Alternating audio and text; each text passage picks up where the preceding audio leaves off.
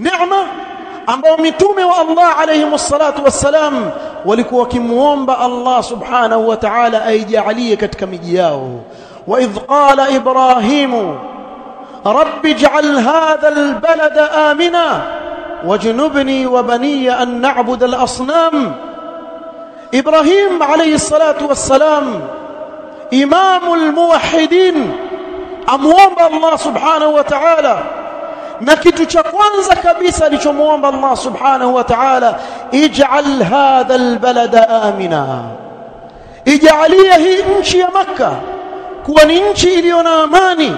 Na Allah subhanahu wa ta'ala akamtakabalia mtume wake dua yake. Kwa mitume wa Allah walitamani kuiona amani katika nchi wanazoishi, kwa sababu katika amani ndiyo yale malengo ambayo kwa ajili yake Allah subhanahu wa ta'ala amekuumba na kukuleta katika huu ulimwengu utaweza kuyatekeleza.